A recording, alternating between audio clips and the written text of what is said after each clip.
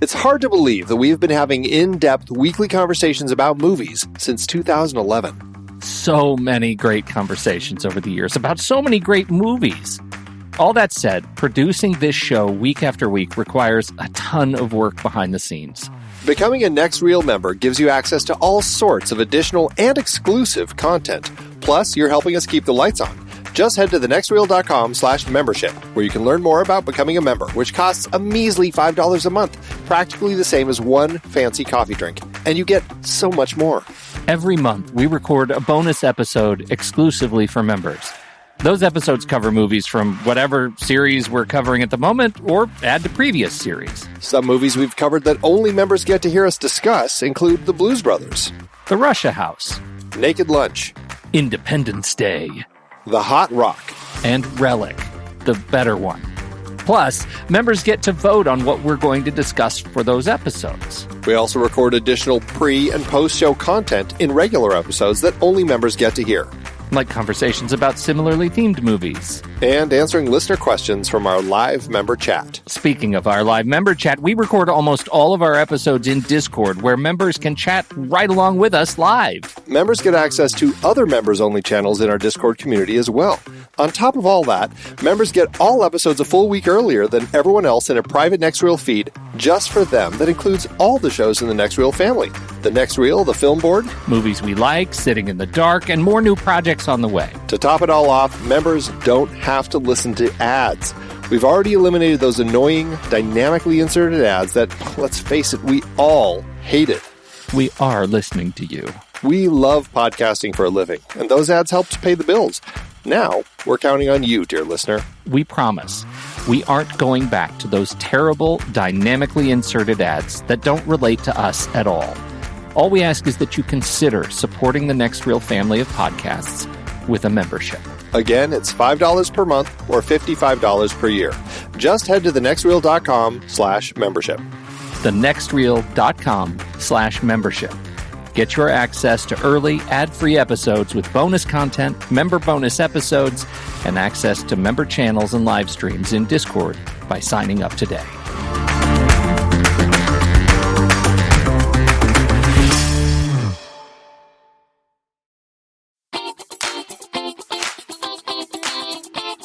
Welcome to CinemaScope, where we shine a light on the shadows of cinema's genre landscapes.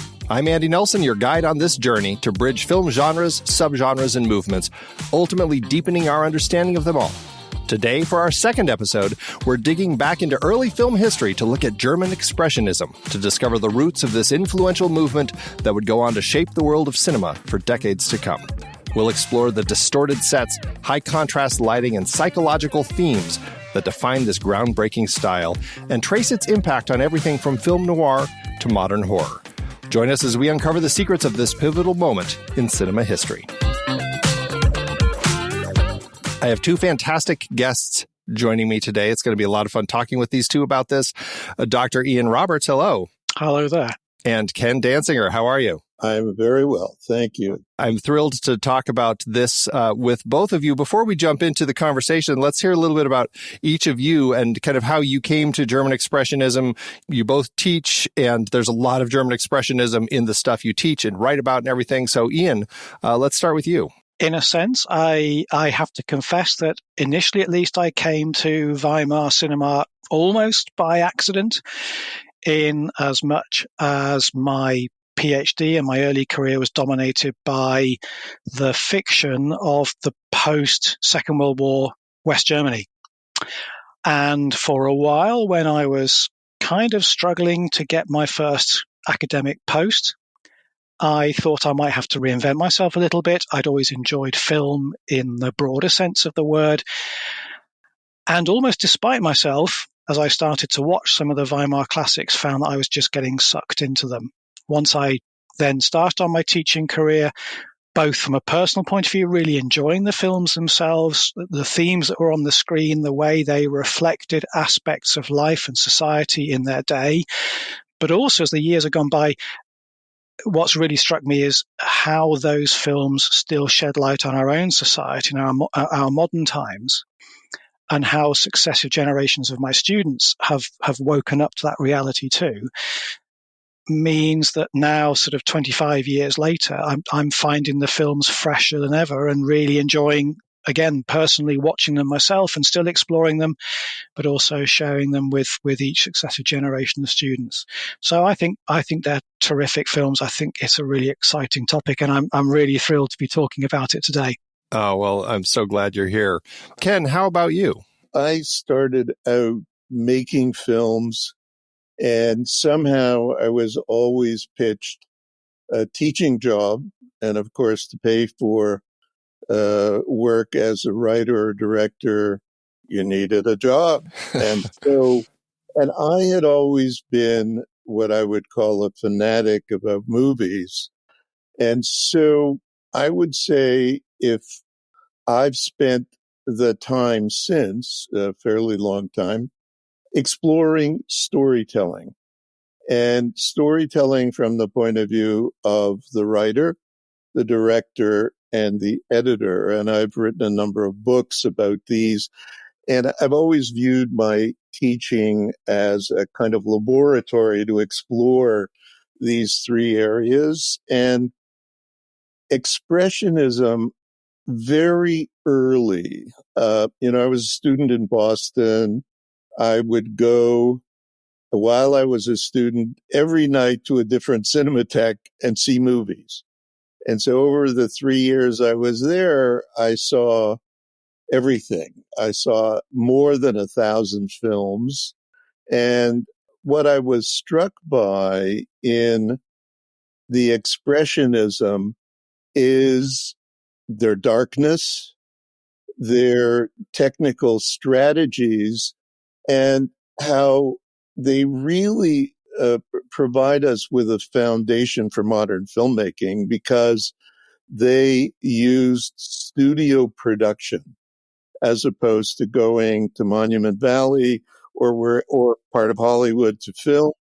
And people like Hitchcock went to Germany to look at expressionist production strategies, and they're profoundly influential on his career. People like Murnau, the way he used the moving camera, Fritz Lang, the way he used sound.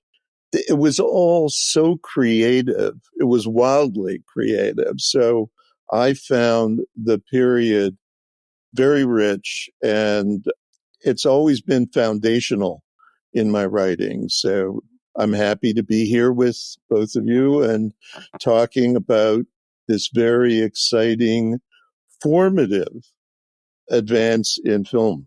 Well, and that's, I'm glad that you both kind of spoke to that, because that's definitely an element that gave me reason to want this particular movement early in the conversation that I'm going to be having across this show, because it is such a formative film movement that created very early in the kind of toward that birth of cinema, like right toward the beginning. But it's also one that is very particularly like windowed in this period of Weimar cinema, this period in German history, because of like what was going on then. And so it's amazing to me how widespread its fingers kind of wove through cinema afterward. And so for that reason, I really wanted to make sure that I was talking about this early. Before we really jump into kind of the history and everything, for people who are tuning in who like they've heard German Expressionism, I mean, probably some people out there have heard German Expressionism as a term in the art world. They may not be familiar with it in the world of film. How would you just simply describe to somebody, like, what is German Expressionism? Well, I think from a scholarship point of view, it's a really interesting question, because that's a question that's still being debated even today. As you say, the fine art movement and the theatrical movement of Expressionism effectively died during the course of World War I. Indeed, many of its exponents were killed in action.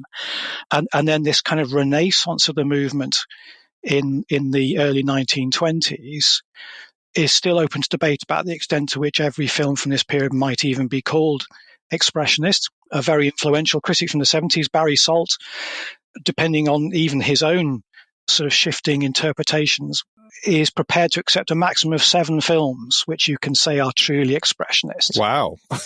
Of very which, tiny movement. Yeah, well, precisely. Of which then he would have claimed the others were expressionistic, And then later in the period of the Weimar Republic, a new art movement called New Objectivity comes about, which is a much more realist-driven approach. But crucially, that tagline of Expressionism, in a nutshell, is about mood. The German word is Stimmung, where the image is used to evoke emotion visually, very often using starkly contrasting light and dark. Again, the term that's often used here is chiaroscuro, which is a theatrical term meaning the play of light and darkness. And it's a period where a lot of what really interests us is on the border between what is light and what is dark, what is day and what is night, what is life and what is death. And these films, regardless of how many you might fit into that category, these films play with quite fundamental aspects of the human psyche with that visual imagery, which makes it so rich for interpretation. I find the period post D.W. Griffith entering the early 20s is a very experimental time. It's experimental in theater, it's experimental in the visual arts, and it's experimental in literature. To add to that, there's a feeling in Germany at the time of betrayal. There is not quite a civil war between the German army and the nascent communist movement.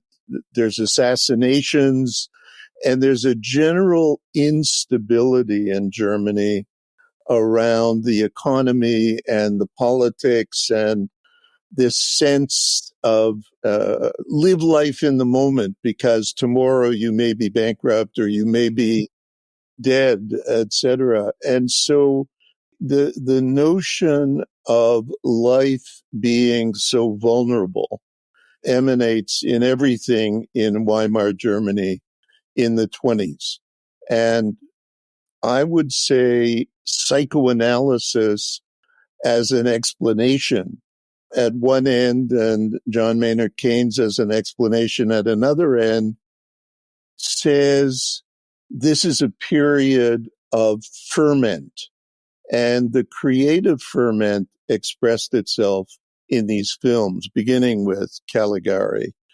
So, it's a period that's rich in experimentation, particularly in film techniques. I think Ken's point about the instability of the period is really quite illuminating. There seems to be a correlation between times of great upheaval in society and great creativity. And that's certainly true of the Weimar period. Film becomes, I've sometimes even termed it a new kind of battleground, as German people are trying to establish what kind of nation they want to be. The end of the First World War has seen the collapse of the monarchy. It's seen the establishment of, for the first time in Germany's history, because Germany is a very new country anyway, in 1919. And for the first time, you have something like a proper democratic form of government. And out of all this comes this huge wave of creativity, which both reflects many of the issues and the societal movements that are going on in the period, but also then in turn also seem to shape some of the developments that come about. There was a time when if we showed students a picture of Spanish influenza wards, because that blighted many countries in the last couple of years of the war and into the 1920s. And my students would be at least puzzled, if not, quite repulsed by some of the images we saw. But now, of course, we're beginning to see similar kinds of upheaval in our recent past, where we've had the global pandemic, and so images of people wearing masks is not so strange. Equally in the 1920s, both at the beginning of the decade and, of course, the Wall Street crash at the end of that decade sees, as Ken said, huge economic upheaval, which again, people kind of get these days. Most of the world is suffering from sort of economic crises of one kind or another. these past few years. And then you have a really bitter struggle, politically speaking, for ascendancy and the right to determine the direction of a country as it emerges from some of these catastrophes and these periods of upheaval. And that just makes for this incredibly rich backdrop to the filmmaking. I think one of the things, so talking kind of like that, the birth of this movement and everything, I mean, Expressionism had, as an art form, had kind of been around before it kind of moved its way into film. Like, I think a lot of people who may not be familiar with German Expressionism in film, or at least the term, likely are familiar with, Edvard Munch's The Scream. Mm-hmm. Like, that is, for many people, just kind of an iconic element of what they would think of as kind of expressionistic art. Yeah. And I think seeing that painting and then this movement, you can definitely see the parallels of like how that kind of moved into this. Yes. Was it all of this turmoil that was going on that kind of created that movement in the art world to begin with? Well, I suppose the very origins of the art movement, you would have to say perhaps no in the first instance, because it comes in a period which was still relatively stable, sort of the period from 1900 to 1910, say. But you are beginning to see artists and playwrights especially trying to view the world differently. And a lot of fine art is about abstraction and distortion.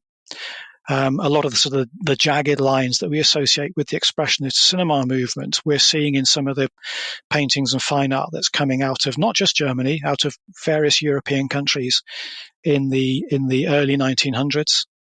The expressionists believe that by distorting reality, they were able to catch a glimpse of something more fundamental, something which was beneath the surface, something which was essential, the German term. And so when you have the added trauma of the First World War, which at one level shattered many of the illusions of the original wave of expressionist painters and writers and thinkers, it clearly struck a chord with the early filmmakers that emerged in that first period, 1918, 1919, through to the early 20s. Added to that, at least according to some narratives from that time, was a rather more pragmatic sense that by simply painting kind of jagged backcloths and things, you could produce a film quite cheaply at a time when hyperinflation meant that electricity, for example, was ruinously expensive. And so to light a film set in any way that might be considered even today sort of the correct approach, that was proving a technical challenge at the time.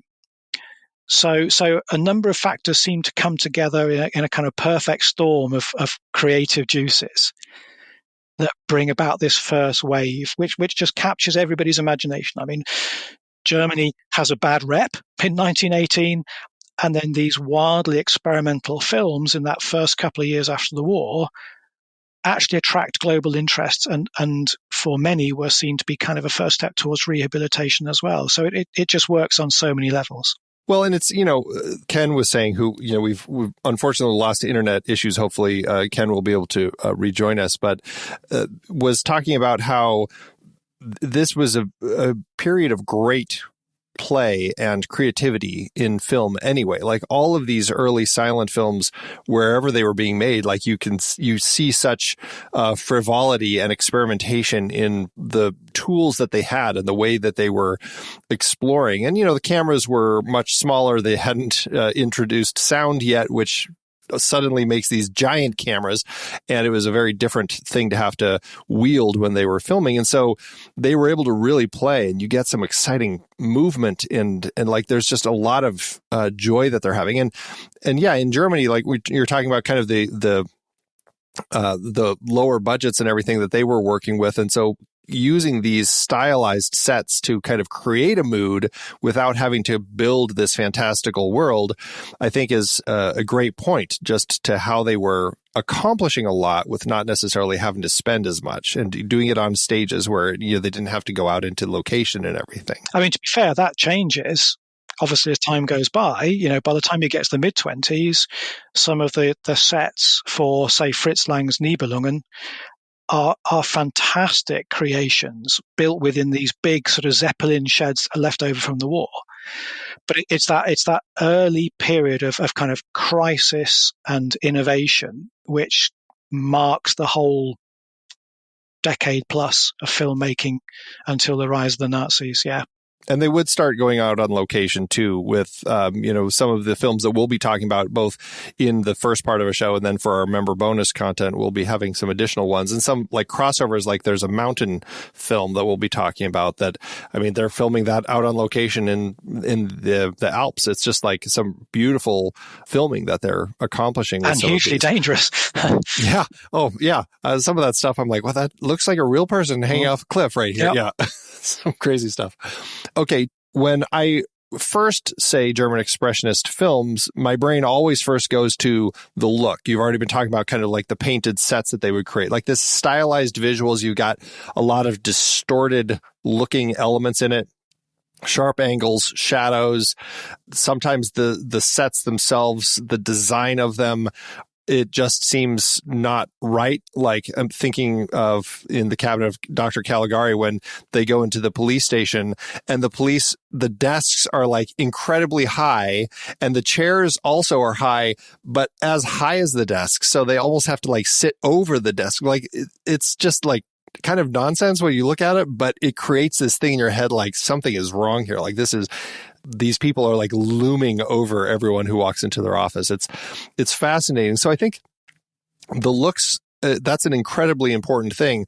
But also, I think stepping away from that, I think you're getting into these characters where there's so much psychology that we have with them. We're really looking into the inner state of the people themselves and just kind of like this psychological viewpoint of the world. And I think that's a very important element, right? Yeah, this is where the films as inheritors of the Expressionist movement makes for this really nice kind of flowing development of artistic expression in this period because the Expressionists were already experimenting with this idea of digging beneath the surface, of getting to a deeper understanding of the human psyche.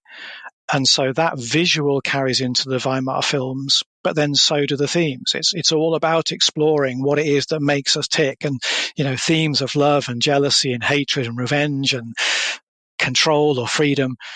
These are meaty subjects which, in the first instance, you might imagine wouldn't work as themes for film, but the creative talent of these teams in the period means that they can come up with plot lines that develop these themes in a way which is really accessible to audiences. Both, the evidence would suggest they were, on the whole, the ones that we know about, very popular in their day, but have certainly remained popular in that sense ever since. Yeah, absolutely. Ken, welcome back to the show. Sorry about your internet troubles. That's never a fun thing to have to deal with. But we were just talking about kind of like this psychological element that is in these stories and the darker side of the characters. Do you have anything you'd like to speak to about that? So the themes of despair, poverty, self-image, station in life, male-female relationships, jealousy, envy, sensual desire, all of these were subject matter, as was criminality, pedophilia, and and so on. So prostitution quite often in the films like Joyless Street. So the issues of psychology are very prominent, and the difficulties of the individual in the midst of these challenges is the subject matter so often of the films. That speaks to a lot of what especially like the films that we're talking about. I see that a lot across this whole, the breadth of the stories. I want to talk a little bit more about it, but I want to use the first film that we're going to be talking about just to kind of like start illustrating some of the points that we're making here. We're over the course of this discussion, we're going to be talking about 5 films: The Cabinet of Dr. Caligari, The Street, The Last Laugh, Pandora's Box, and M. We'll talk about 5 others in our member bonus content afterward, but Just to kind of really kick things off, I want to jump into the Cabinet of Dr. Caligari because it is such a critical film that really kind of was right at the beginning of this movement that really set the bar for kind of what people expect. My hunch is, Ian, that this is one of those 7 on that person's list of films that are 100% German Expressionist. Let's kind of discuss a little bit about that. This is one, Ian, that you were talking about, like the sets. It's all painted backdrops. They didn't probably have the budget to kind of build all of this. The thing that really struck me on this rewatch of it, there's a staircase in the film that has this fantastic, it's very dark, but it has a fantastic bit of light like streaking across, like kind of going all the way up. And on this watch, I really was able to notice that, oh, that's just painted onto the stairs. There's not a light doing that, because when the actors walk up and down it, they're casting a completely different shadow.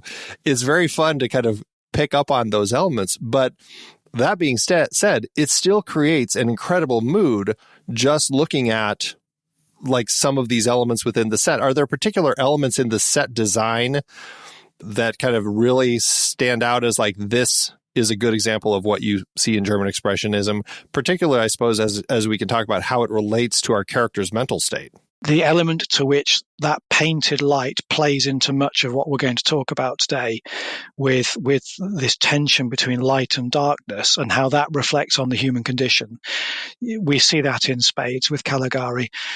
Again, there's a little bit of a debate about the reason why it was done. I mean, the common explanation is simply that it was a way to save some money. Erich Pommer, who's the producer and actually goes on to be the producer for so many of the key films in our period, he claimed from the very beginning that for him, the relative inexpense of the production was what really mattered. But I think from our point of view, regardless of the truth or otherwise of why they painted the sets the way they did, is that they both reflect this sense of chaos, internal chaos, which is externalized, a world which doesn't seem to quite add up. And what a lot of viewers don't quite realize the very first time they watch Caligari, at least, is that actually not all the film is shot that way. There is what we call a frame story wrapped around the main film, where in fact we don't have that set design. And so it's quite clear that whenever we are looking at the main part of the film where all these jagged designs are confusing our eye, is that's because that's a reflection of the confusion of the central character, Francis. What of his experience is real and what is a figment of his imagination? And that's where the film is just wonderful for unpacking that sense of how sometimes the harder we try, the less we can make sense of the world around us. And towards the end, although really it's the central moment, a lot of these painted lines and play on light and shadow come together to a single focal point in the courtyard of the insane asylum, where at one point we think that Francis, as the hero, is about to unmask the evil doctor. And then it transpires, or does it, that in fact he is simply an inmate of this asylum and the doctor is trying to cure him. And that becomes this wonderful play on this period when the film is being released about madness, authority. The Conrad Veidt character Cesar, this sleepwalking somnambulist who is this automaton killing at the behest of his master, which has been read by many as a metaphor for the First World War itself. People are just confused in this period. Ken mentioned it too. No, people just don't know where they stand in society and where the society is going. And have they put the evils of the past behind them? Or my reading is very much that there are lots of images of cycle and literally revolution in the film as well. Is it in fact that these evil days could come back if we're not on our guard?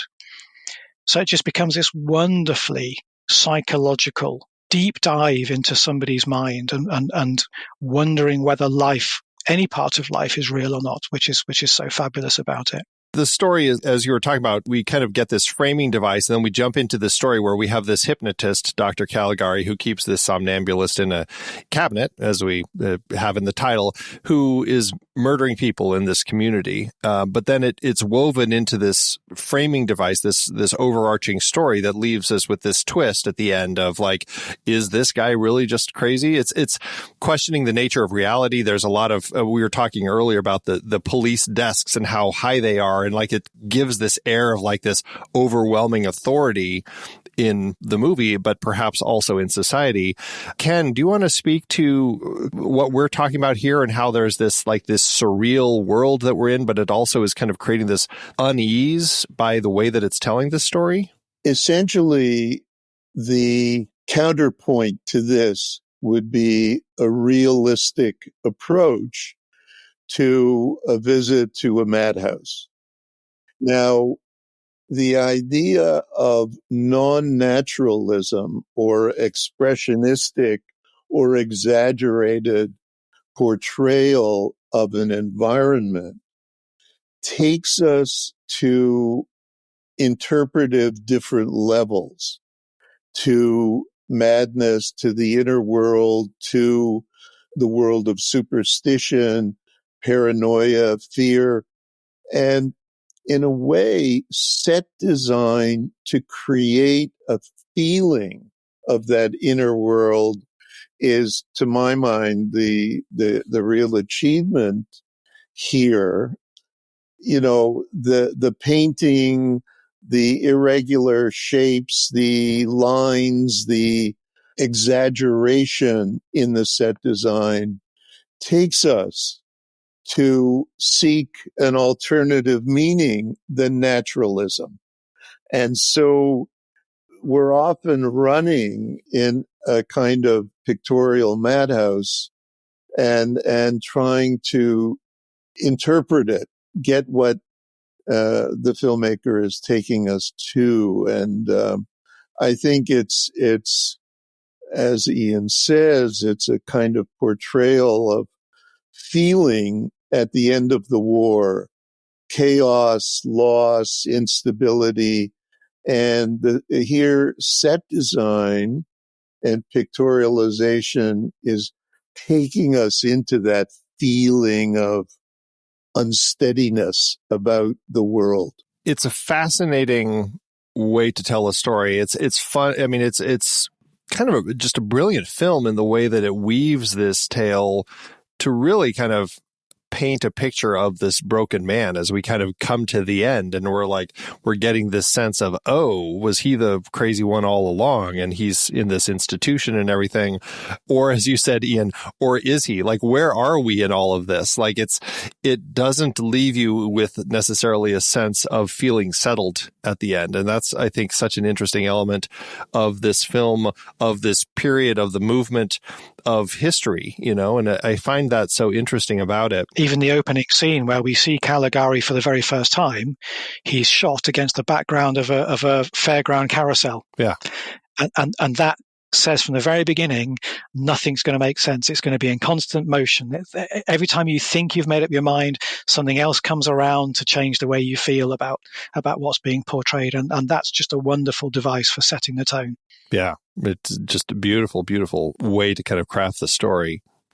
Before we start talking about some of these others, I like to talk about all of this as this big cinematic family tree that all of these films, these genres, movements, and everything are kind of under.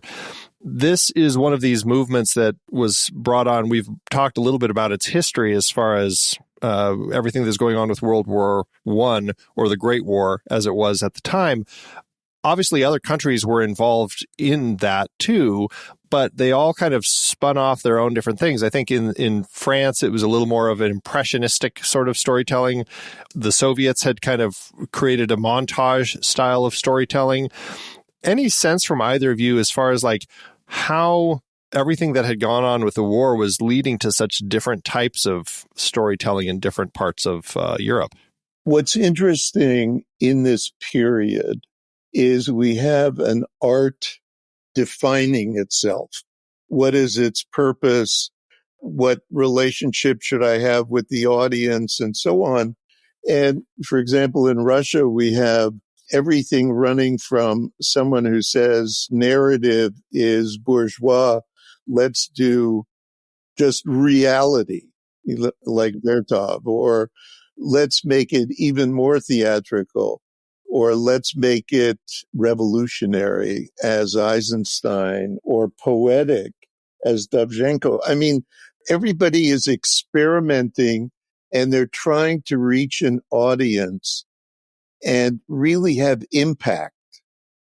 Even in England, Grierson's work with the documentary and saying this is an educational tool. We need to change our society.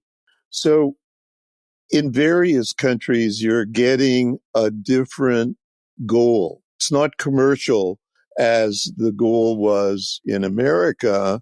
It's far more serious because what's going on in the country is not being taken lightly. It's unstable. And so let's try to reach people, change people, make the world a better place. And in France, we've got people like Dali and Buñuel presenting anti-narrative, like everything is absurd in Chien d'Andaillou. So this is the 20s, and the 20s is very formative on the different branches of what film will become. And actually, that is quite important, Ken. You're right, because crucially as well, the 20s is the time of modernity and the establishing of the city as the place of action. But that itself is both fascinating and terrifying for many observers at the time. Yes, for sure. The move away from the countryside, what many saw as the abandoning of traditional values. In different countries, you've still got what is effectively the late industrialization process having an impact on populations. And of course, film comes out of that. I mean, film is a technological marvel, which is bringing all of this to people who've never had the chance to see some of these images before in their lives. But I think, crucially, coming back to Germany, what is almost unique to their mix is defeat. That means that the country, not only does it go into revolution as the war is coming to an end. I mean, there is open warfare on the streets of Germany even before the armistice brings the war to an end and the Kaiser is toppled. So even as you go into the Weimar period, you've got a country which is asking really fundamental questions about itself and its identity and where it wants to go next. And film is the entertainment medium of the day, which seems to be able to explore the question, if not necessarily offer all the answers. And I think that still for us today, as well as for contemporary audiences, that's part of the fascination. And that's even before, I guess, we think about what comes at the end of the period with the rise of the Nazis in 1933, which for many is the answer that people choose. I think that's a really interesting element when you look at the darkness of the films here, as far as like you were talking about the defeat and how that kind of shifted into a thinking and, where are we? Who are we? How do we move on past this? And we get these stories of these people trying to kind of contend with the answers to that. You also brought up the idea of the change in society as like the city became the central point for people's lives. And that's something that we see in some of the stories, including the next one we're going to talk about, The Street, directed by Karl Grun. And I don't think we mentioned, but Cabinet of Dr. Caligari was directed by, I'm not sure the last name, is it Robert Wien or Wine or? Wiener. Wiener is how you pronounce it, yeah. Robert Wiener. The Street, directed by Karl Grun. This one I had not seen before, and watching this, I could not help but think back to Sunrise, A Song of Two Humans, which has a similar feel. This one, however, is a couple. They're already living in a city. They're not farmers, but the husband clearly is bored with his life at home and decides he's going to go out on the town and ends up getting tempted and drawn into this downfall with this woman that he encounters, and it takes him on quite a dark journey. That film, I think, it's definitely less of the internal kind of psychological exploration that we have in The Cabinet of Dr. Caligari, which is very surreal, very dark, certainly kind of pushes into the kind of the horror elements of it. This one is really kind of this just human drama of this person who's looking for something more in life, essentially, and ends up going down a very dark road. But I think it also, I mean, it very much fits into the genre still, and it's very psychological dealing with this person. And it speaks a lot for me to all of those points you were just saying, Ian, as far as the life in the city, this feeling of defeat, this feeling of like, who am I? What am I doing? And trying to figure that out. This was one of the ones that you had added to the list of films that you thought would be worth talking about. What is it about this one that stands out as far as like its place in German Expressionism? It's regarded as being a film which launches a genre, which is always an interesting thing in itself. I mean, the street film becomes part of the Weimar Expressionist toolbox, as it were. But actually, as well, we can see already the beginnings of what becomes film noir in the US and elsewhere, this idea that we can be both attracted to and repulsed by the city in equal measure, which in a sense is not a million miles away from some of the things we're saying with Caligari or any of the other films that we'll talk about, where there's these conflicting associations and desires going on in the individual. I mean, one of the opening sequences in Die Straße, in the street, beg your pardon, you're going to need to the English title. It's fine. One of the opening sequences in the street shows the husband kind of lounging on his sofa and looking up at his ceiling. And there are images from the street outside flickering on the ceiling. And of course, that is a self-referential notion of the cinema already, where images flicker in front of the audience's eyes, and talks of temptation, of the deep-seated human desire to want something more, something different, something more exciting. And he follows that temptation and learns a pretty harsh lesson. And so it's just a super little film at that level. It's not one I knew until quite recently, and there aren't really very good copies of it. It's being, I think there's a new copy due out imminently. The digital restoration was premiered at the Pordenone Film Festival late in 2023. And so we're kind of waiting eagerly now for the new restored DVD with, I think as well, maybe even some missing sequences. But there are times, again, when some of the images in the film, he steps out onto the street, he goes on his adventure, and almost immediately passes an attractive young woman. And as he pauses, the woman's face morphs into a skull. Right, yeah. And you don't get that all that well at the moment with the copy we've got. But that, I think, quite a shocking moment for the man. I think it's quite a shocking moment for the audience, because that's that sense of promise and threat combined in that one scene. And you're quite right. I know, I mean, obviously Murnau was working in Germany already by this time, and some of that definitely translates then all the way into Sunrise later on with that notion of, dare I say it at the time, so the vampish it girl who is symbolic of this period, sexual liberation, frivolity, but coupled with a fear that this means that some quite fundamental values and beliefs might be lost at the same time.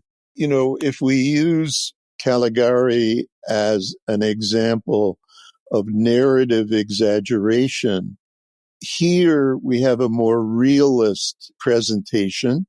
I would call it an early melodrama, and melodrama has always been very popular in Germany. It's the story of a powerless person trying to acquire power from whatever the power structure is, the city, people who are better off, and fails and suffers the consequences. And so here we have a different kind of arc. It's in the world as you and I know it. It is urban. And the outcome, though, is dark in a similar way. But the presentation is utterly different than a film like Caligari. That was something I found really interesting watching this one, in that it does have a much more realistic tone to it. And, Ian, you had mentioned that this one is the birth of kind of the street films, another subgenre within the Weimar era of films, that there is this urban, realistic world that we kind of depict in the street films. We're out in the streets, we're seeing real life of everything going on here. But there's definitely these expressionistic elements that you were talking about. And that's what I found so interesting about it, that really kind of got into the psychology of our protagonist as he goes on this incredibly dark journey.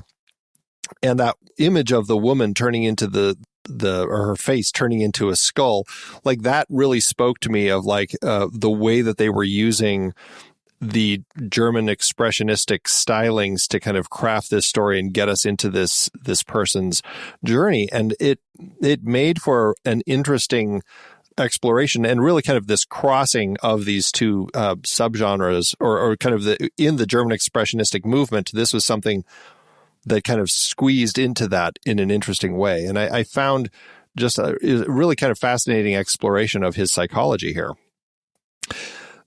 Speaking of these other films that kind of a whole variety of these different types of films, we should just mention there are a few other films that came out of forgive me if my German is obviously not the strongest, but is it the Weimar era or Weimar? Am I saying it wrong? Yes, it's a V sound at the beginning of the name, yeah. It's a V. Okay, Weimar. Gotcha.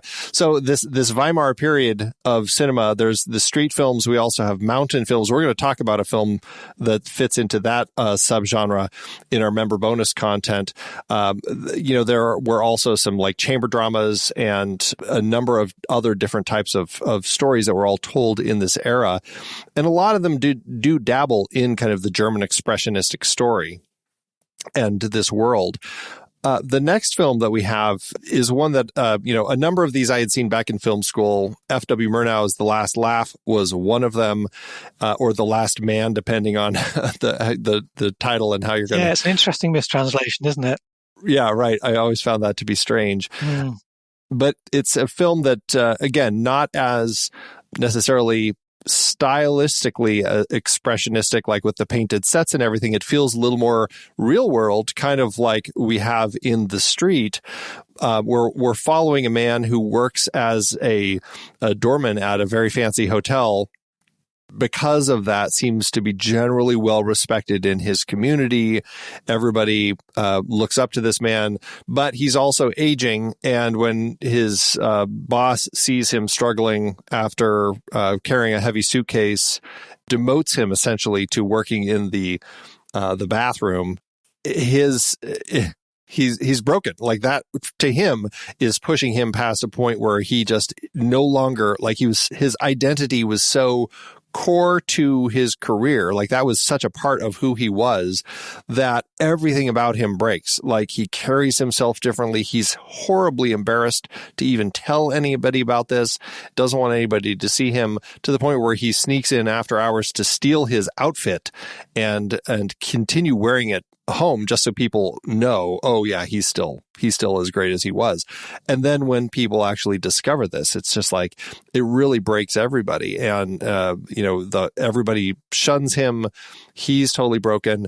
And then the film gives us what I found to be such a strange shift at the end of it, because suddenly it's like the filmmakers, I'm not sure if they felt bad for him, if they felt they wanted to give us the happy ending, or exactly where it is.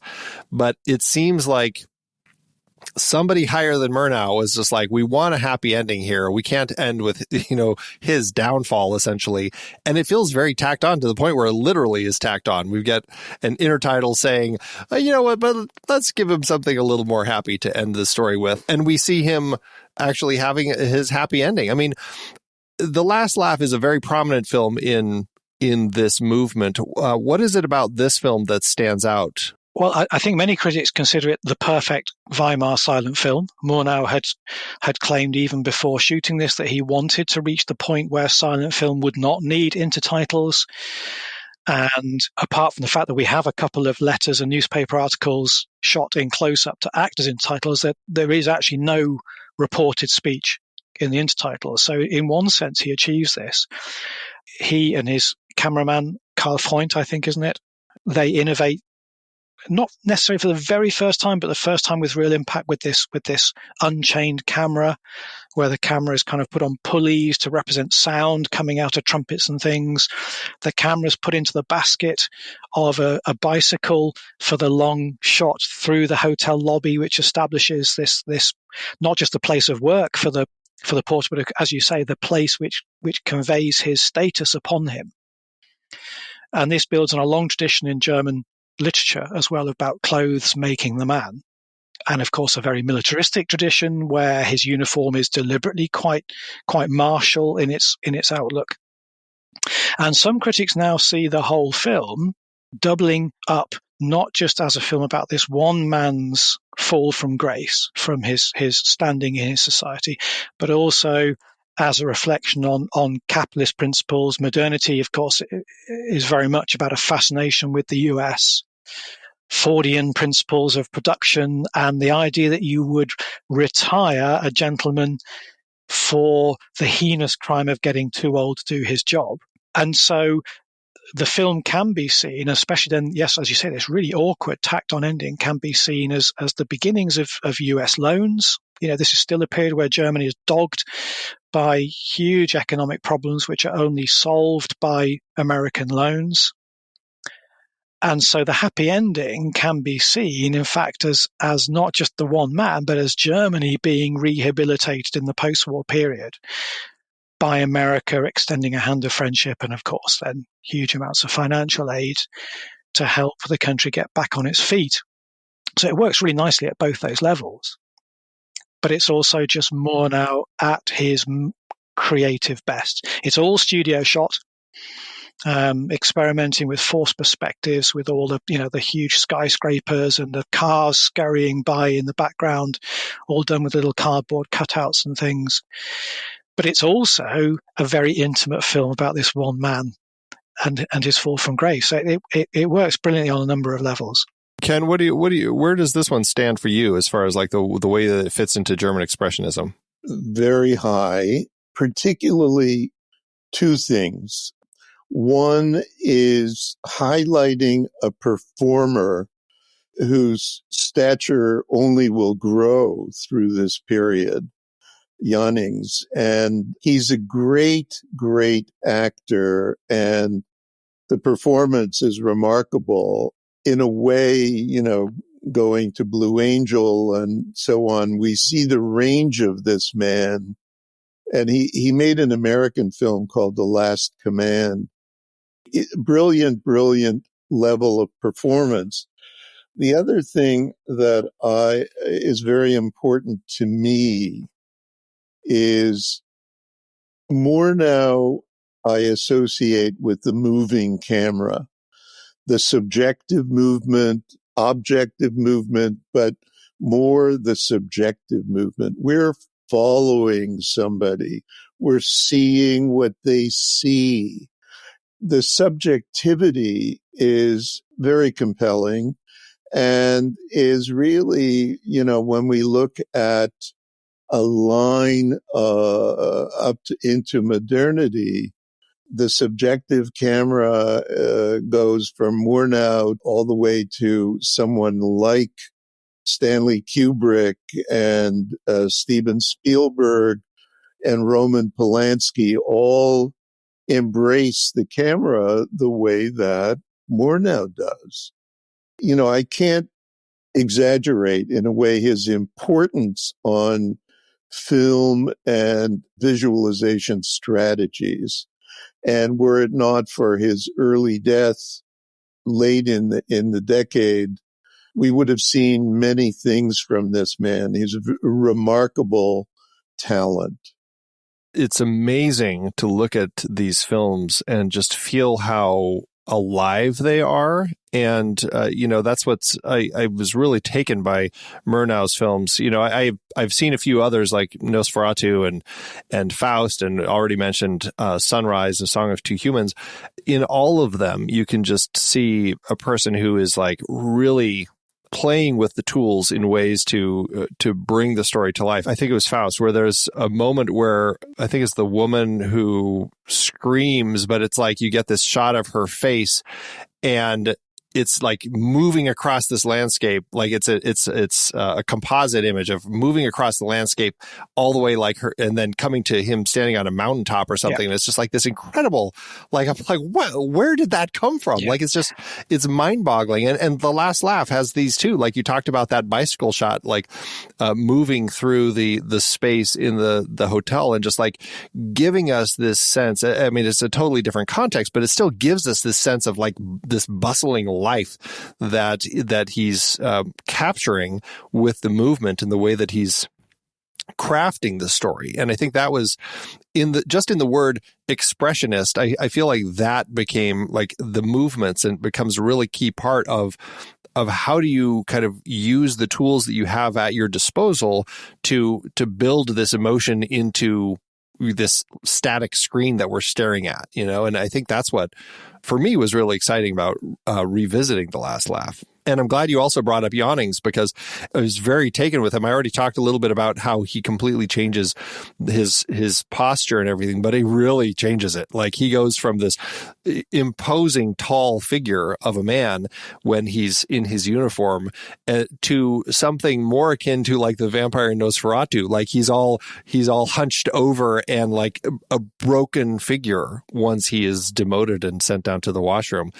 And going from this, and then we'll talk about in our member bonus content, The Blue Angel, that exploration of an actor who came to largely kind of be so key to the movement. I think that's something that is exciting to see here. And we have a few familiar faces that we see across these, and it's nice to see them being so elemental to the stories they're telling. Yeah, it was an industry which was quite tight-knit in those early days. Kaimeyer calls it, although UFA was not the only studio involved in making these films, it's the one which we've come to kind of consider synonymous with the period.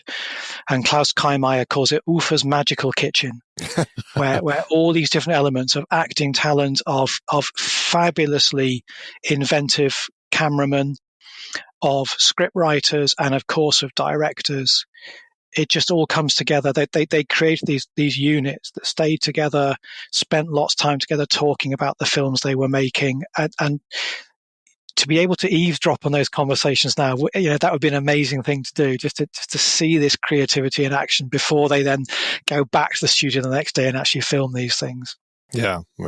The stories so far, they've largely been stories of men that we're kind of watching them as they go through as our protagonists.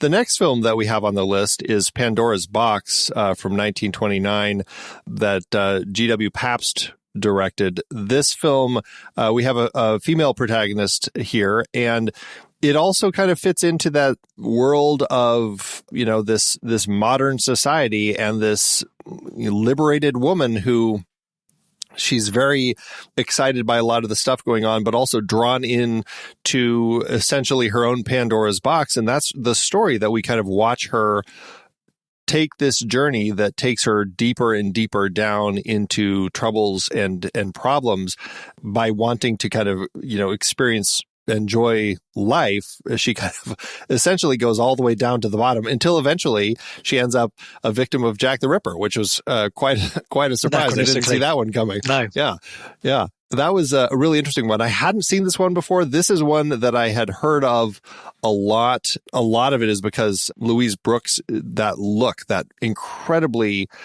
just perfect look when we see her, and she's got that iconic image that we think of with the 20s and the kind of the flapper era and everything like that. I think just spoke to why this film may be something that people recognize if they haven't seen it before. What is it about this one that kind of ties into all of this? Yeah, that the film historian and critic Lotte Eisner talks about the miracle of Louise Brooks in this film. And there is at least an apocryphal story that Pabst held up shooting until he found the right actress and discovered Brooks still in the States at that point and invited her over specifically to play this role. And she did some more work with Pabst, but then went back to the States. I mean, the film is almost unimaginable without her. Yeah, right. This idea of her encapsulating this moment in time where modernity has allowed women a degree of freedom which they've never enjoyed before. They can express themselves sexually. They can, to a certain extent, be independent. but then in the film coupled still with a kind of a patriarchal system that may not be entirely okay with this after all. That's the notion of the Greek tragedy is once you open the box, you can't put things back in the box, and you unleash the character Lulu, you unleash this sexual force, and the men in the film, and one would suggest from interpreting the film, the men watching the film desire her, but they also fear her. She's another kind of vampire, like Nosferatu. You might get your pleasure from your encounter with her, but that pleasure is going to be pretty ruinous. It makes for a great film. Perhaps was a much more socially aware director than probably the other major directors this period. He seems to be keeping an eye on social trends more than some of the others, and is exploring this tension. In academic circles, we talk about the virgin vamp dichotomy in Weimar film, where a woman can be both liberated and sexually attractive and wanted, but also then punished for encapsulating those things as well. At a time when society is debating where it's going, what are these values that we want to uphold as we go forward. And that's definitely going to be an interesting thing to kind of continue in our conversation in the member bonus content when we talk about different from the others, because that one's definitely dealing homosexuality in a very open way. So a lot of these things that the society is sorting out at this particular point in time. Ken, as far as kind of like these themes of sexuality and social norms, what's your impression of this one? Well, I mean, it's a remarkable movie, and Brooks, of course, is at its heart, but just picking up the issue of yawnings and switching over to women, Joyless Street earlier with Garbo, this film with Brooks, Blue Angel with Marlene Dietrich, there is an arc of sexualized women, desirable women in these works. And in terms of Pandora's Box, I would add that there's a dimension to the performance and to the use of light, which to me is a kind of an uninhibited libido, sexuality, and it needs to be punished to be reined in.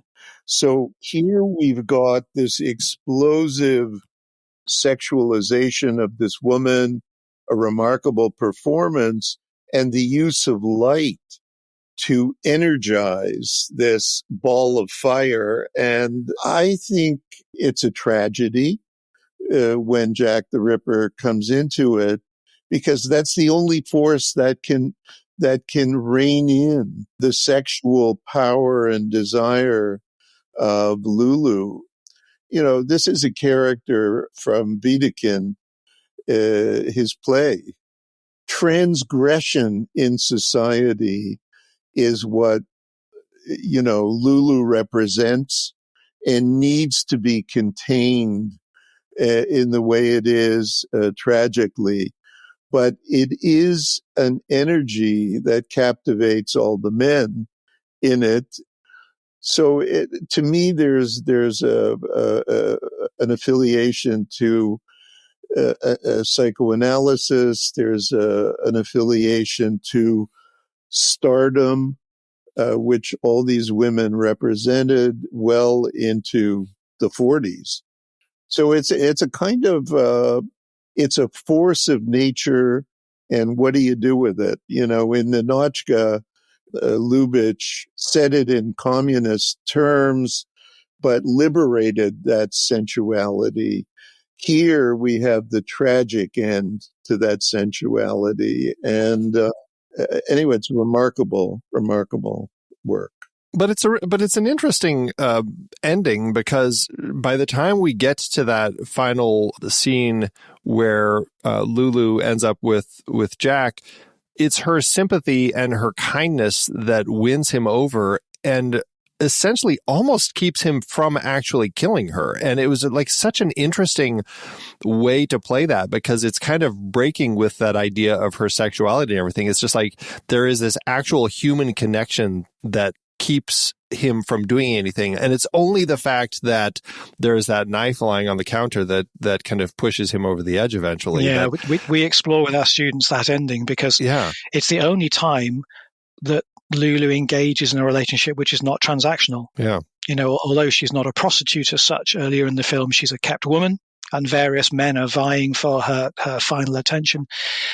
And actually, Jack the Ripper says he hasn't got any money, because by then she's been forced into prostitution, and for the first time, she's clearly attracted him just for the man he is. Yeah. And lets her guard down. And that's the moment when she's punished, which is really quite interesting in its own right. Well, it makes it all the more tragic, really. You know, she finally breaks away from that, and it still doesn't help.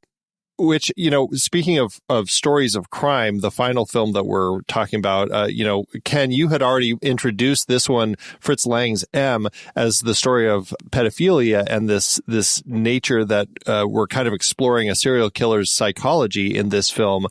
And what this is a film that I've long loved, just kind of the way that Lang tells it, and it really kind of becomes this procedural film following the police as they're trying to figure out what's going on. But also, and this is what I find so exciting about the film, is the criminal underworld also, they get tired of the police hounding them, and so they decide they're going to do it themselves, and they want to figure out who this is. And then we get this whole tale of the criminal underworld trying to figure out who it is, and they eventually do. And it's fantastic film. It very much fits into the work that Lang was doing, but also feels very expressionistic. And something we haven't talked about is the introduction of sound that by this point, 1931, I believe, with this film, that we're getting the sound, the iconic whistling of Peter Lorre when he's sees the kids and is interested.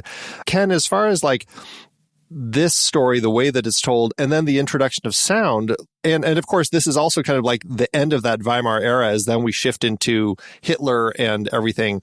How does this kind of tie into everything that we've been talking about with Expressionism and the breaking point away from it as Germany shifts beyond it? The use of sound is pretty inhibited by a noisy camera for a few years, and it's only a few adventurous filmmakers that break away from the static camera and simply a staged view of someone talking or singing. So we've got Mamoulian with applause and with Jekyll and Hyde in the 32. And then we've got this film. And in each case, they're using sound as either a transitional device or a device to affiliate. So, for example, in dialogue sequences, he'll cut between the criminals and the police, and they will continue the dialogue. But the consequence of that is Lang saying to us, is there really any difference between the police and the criminals? And yeah. In other places, it's used kind of emotionally. When the mother, for example, of the girl who's killed is calling out her name, she keeps calling, and the sound, the tone is very loud, prominent, and it keeps receding until it's almost a whisper. And the consequence of that is the mother is losing her daughter, both, metaphorically and physically, because that last she's now been killed by the pedophile. So sound is kind of used far more freely by Lang and Mamoulian.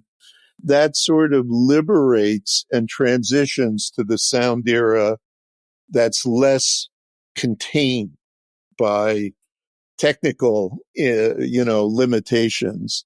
So creatively, these filmmakers like Lang have used sound in a much more liberated and effective narrative fashion. I would say that's one of the great things about the use of sound in this film.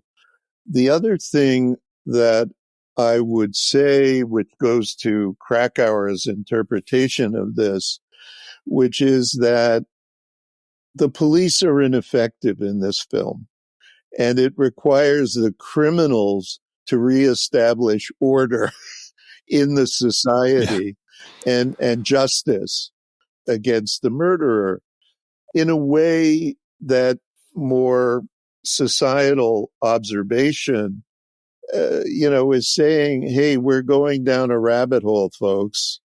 Law and order ain't going to do it for you. So it's a powerful idea. And, one can carry that forward as perhaps we're about to enter a new era. The last thing I would say about this is the performance of Peter Lorre is astonishing. And like Yannings, like Garbo, like Dietrich, everyone gravitates towards American cinema eventually. And Lorre had a pretty interesting career in America post facto. But what also has to be said is that some of these people left because the Nazis were anti-Jewish. And, people like Lorre and Ulmer and Siodmak, all these people left Germany. So we in effect get a transfer of talent to the benefit of Hollywood and the detriment of German cinema, although German cinema enters then the age of Leni Riefenstahl, and it's a different kind of power.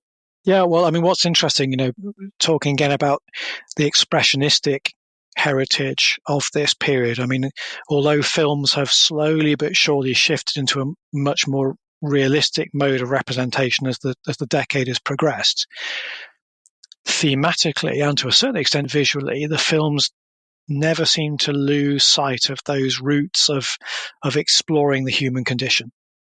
And M, of course, is a very uncomfortable exploration of the human condition with, as Ken said, Peter Lorre giving this masterful performance of a man obsessed with something which society doesn't approve of, but obsessed nevertheless. And Lang harnesses so much of the experience of that previous decade in terms of storytelling and in terms of visualization to represent this mania, which causes panic in society. So you've got all the same themes. What kind of society do you want? What kind of society have you got? Where is the sense of community in the modern world? People who, for all kinds of reasons, have descended into what we would call madness, and bringing that to a screen in a way which almost one film after the other takes the medium a step forward means that they just become marvelous. Whether you watch them in chronological order, whether you watch them thematically, they speak to each other in ways which just surprise even now. And Peter Lorre is a very familiar face. I mean, I feel like as a kid, I probably first saw him in like 20,000 Leagues Under the Sea. And then as you kind of like grow older and you start looking into film, you start seeing all of these other sorts of films that he's been in, and very just prominent actor who's just got such an iconic face and that voice and everything. And it's so fun seeing him pop up in things like Casablanca, but he's been in plenty of horrors. And of course, Hitchcock used him in a film shortly after this with The Man Who Knew Too Much. Just so iconic. And it's such a, like you said, both of you have said, like this psychological exploration of this character, this type of character. Like there's probably other moments like this in film, but like the next one that really stands out in my head is like going to something like Little Children with Jackie Earle Haley. Like you're really kind of jumping into the psychology of a person who has this compulsion and can't hold back. And it's horrifying. And by the time we have that final sequence with him after he's been captured, it's a pretty terrifying glimpse into the psychology of this man. Ken, you talked a little bit about how from this point, with the rise of Hitler and the Nazis and Leni Riefenstahl kind of starting to do all of the films that she'll be making in the Nazi era, a lot of these filmmakers left. Fritz Lang comes over and starts making films in Hollywood. A lot of these other filmmakers do. As we start kind of closing our conversation and wrapping up, I want to talk a little bit about how it evolved from this point. Again, a lot of these filmmakers came over here, continued a lot of these stories, which really kind of helped to birth film noir. But so many other films and styles and filmmakers have taken from German Expressionism and used it to kind of craft the stories that they tell. As far as like the journey of Expressionism, what has it gone on to influence, and where can we see its impact? I know that's a big question. It's like, where can't you? It is a big question because, I mean, at one level, it might seem a bit oversimplistic, but I would almost say you can see the influence this period in every national cinema, however we might define that these days, in every period of cinema which follows, the degree of innovation. As we start wrapping up, I would love to know from both of you, we've talked about these 5 films. We're going to talk about 5 additional films shortly in our member bonus content. We'll talk about different from the others: The Holy Mountain, Asphalt, People on Sunday, and The Blue Angel. Outside of that, if people are interested in kind of exploring some more in the world of German Expressionism, do either of you have any films that you would recommend people also check out? I think Variety by DuPont is well worth seeing if you can see it. It's very powerful, pretty sophisticated technically. That's a pretty interesting movie. And, your point about that was, well taken. A lot of these films are harder to track down. And sometimes the prints aren't great. Like The Street, for example. Ian, you mentioned that one is hopefully being worked on in a restoration. But, Ken and I had to watch a not so great YouTube copy of it. Yeah. And, that's where a number of these end up, is like, hey, at least it's out there, though. It's accessible, Ian, what about you? Any other films that you would recommend? Well, my specialist area of research is Murnau, so I would say anything by Murnau. But if I step away from Murnau for a second, because Faust, Nosferatu, Sunrise, just for the sheer fun of it, I love Fritz Lang's Woman in the Moon from 1929. It's one of my secret favorites, just for the sheer joy of cinema in the period. Lang was a real rocket nut anyway. Great technical effects. I mean, some effects where I think still film scholars are not entirely sure how some of them were achieved. But science fiction, which is not that common in the period, science fiction nevertheless, which explores very, very human emotions again, love and hatred and loyalty and deceit. It's just a fun film. And I think that's what it boils down to. When I first came to Weimar film, it was almost out of a sense of duty that it's a period I ought to know about. And then I just fell head over heels in love with the films. And sometimes it's just good to enjoy the films. Yeah. So yeah, that would be my kind of my hidden tip. Excellent. Well, definitely, I haven't seen either of those, so I've added 2 more to my list. I'm very much looking forward to checking those out because, re-exploring these films and this movement, it's just ignited my passion into watching them because it's so exciting to see what these filmmakers were doing 100 years ago, with the tools they had. I mean, it's just amazing to watch the films. And I mean, the color, the hand tinted look that they've crafted with it. I mean, they're beautiful, beautiful, exciting films to watch. Well, both of you, thank you so much for joining me here today. Ken, I know you ran into some internet issues, but I'm glad you were able to continue the conversation with us. Do either of you have any books that you would recommend or anything that you would want to direct people to check out?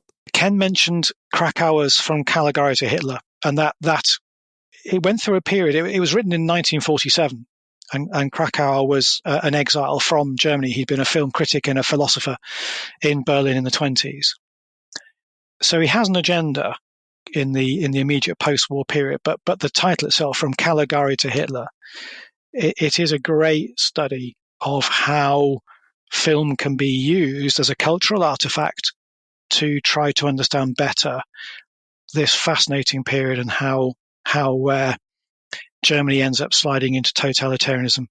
I am working on a monograph of Murnau at the moment. That's kind of what I would hope to be the final publication of my career, really. But back in 2008 now, I published a short volume called German Expressionist Cinema, The World of Light and Shadow, published by Wallflower Press. I think it's since been picked up by Columbia University Press, I'm not sure. And I wrote it in the first instance as a guide and an introduction for people who were perhaps trying to find their way into the topic when they knew little or nothing about the period. I recommend it to my students, and they often say they find it very illuminating. And again, I hope at least, I had great fun writing it about films that I love. So I hope, and I've had some feedback from people very kindly saying that they found it fun to read as well as kind of a gateway publication. So I guess I would recommend that. Excellent. Well, I'll make sure I put a link for it in the show notes. So. Thank you very much. Yeah, thank you. Ken, how about yourself? Well, most of what I've written is about storytelling. The dry titled Technique of Film and Video Editing, which I'm about to do an 8th edition of, is not that dry because it's the history of editing. And but I was stuck with a title that Carl Rise and Gavin Miller used called The Technique of Film Editing, which went into the 50s in publication, although it's been republished more recently. I also would recommend something that I didn't write, but that I find very useful as a continuum. There's a cinematographer named John Alton who wrote Master of Light. And it's really all the lighting techniques that developed in the Expressionist period. He exercised as a cinematographer and then wrote this book about it. But his films are very reminiscent, the way they're lit, to the Expressionist period. He's really an interesting guy. Yeah, and that was a book that I had from film school, Painting with Light, I think is what it's called. It's very interesting, beautiful work that John Alton does. So I'll make sure I have links for all of these in the show notes. So, well, both of you, thank you so much for being here. I really appreciate it. It's been a wonderful conversation with the two of you. Thanks for having us. Thank you. And before we close, members, don't forget about our special bonus content. We're going to be taking a look at 5 more German Expressionist films to further deepen our understanding of this groundbreaking movement. If you're not yet a member, but you're interested in joining us on this extended exploration, visit thenextreel.com/membership to access the exclusive content. Next month, we will be diving into the wild and wacky world of Ozploitation. We'll explore how this uniquely Australian subgenre burst onto the scene in the 70s and 80s, delivering a heady mix of action, horror, and comedy that gleefully pushed the boundaries of good taste. From high-octane thrills to gory delights, we'll discover how Ozploitation put Australian cinema on the map and left an indelible mark on pop culture. So buckle up and join us as we take a white-knuckle ride through the irreverent, audacious, and utterly unforgettable films that defined this one-of-a-kind movement.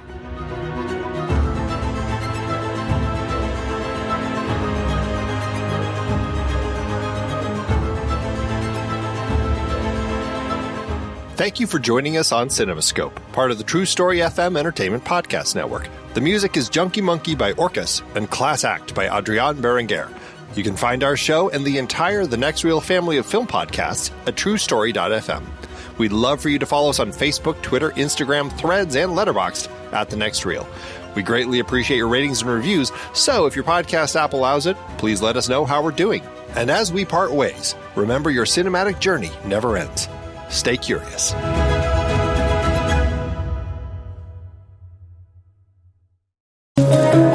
Andy, my dude, have you heard of the magical website builder known as Squarespace? Ugh, not another Squarespace ad. I feel like every podcast is sponsored by them.